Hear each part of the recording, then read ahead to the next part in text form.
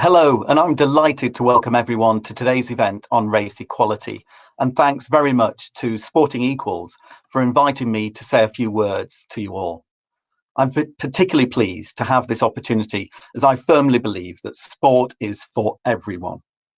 And one of my top priorities as Sports Minister is to get more people playing sport and being active.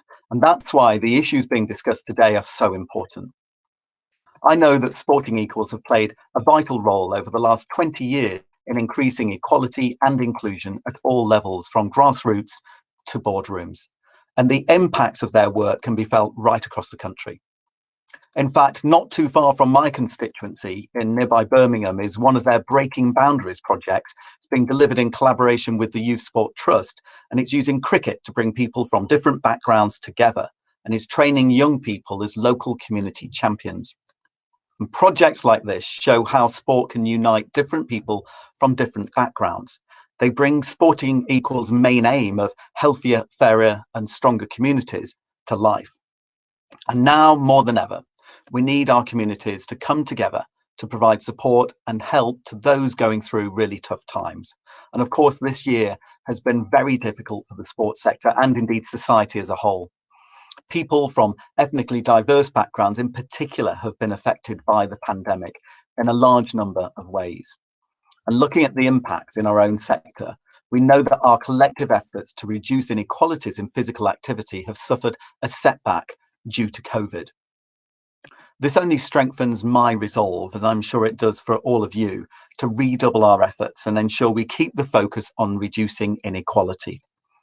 Over the course of the pandemic, we have prioritised sport and physical activity. Even during lockdown, we've made sure that people can still exercise. And we all know what a huge role being active can play in helping not just our physical health, but our mental health too.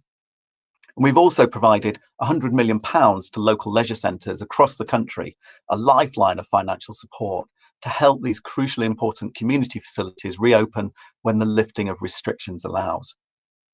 Vital support for grassroots sport has also been provided by Sport England, with over £220 million provided to help the sector through the tough times over the last year. And as we find ourselves emerging from national restrictions again, we hope that sport will continue to help. I want sport to be a key part of the UK's recovery from COVID. And the good news is there is cause for optimism. We're starting the process of opening up, and grassroots sport is high up on our priority list. We've already seen schools returning earlier this month, along with school sport, and outdoor grassroots sports are due to return towards the end of this month.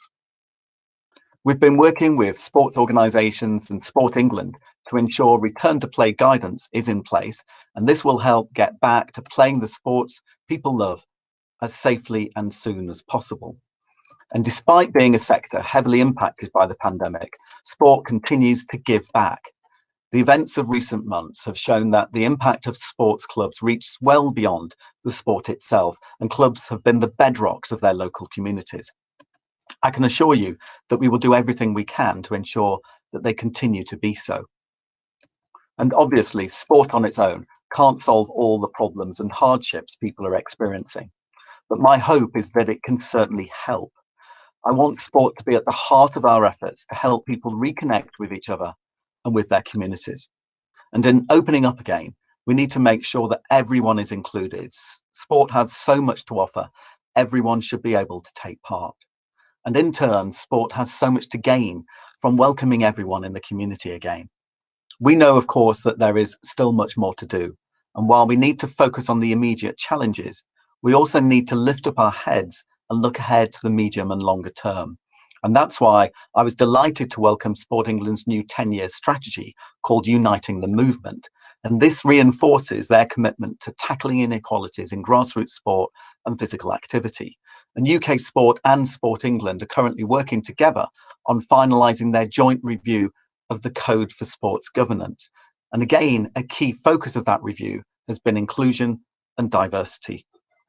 We'll do what we can in government to help increase diversity and inclusion in the sector, but it needs to be a joint effort.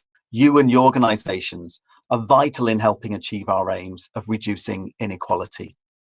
Awareness and understanding of the needs of diverse ethnic communities within the sports and health sector are key to changing attitudes and increasing participation at all levels. And now, more than ever, collaboration is essential if we're to continue progressing. And on that note, I wish you all well for today's event. I hope you'll get the chance to engage in some insightful discussions and link up with others in the sector to further this really important work. Thank you.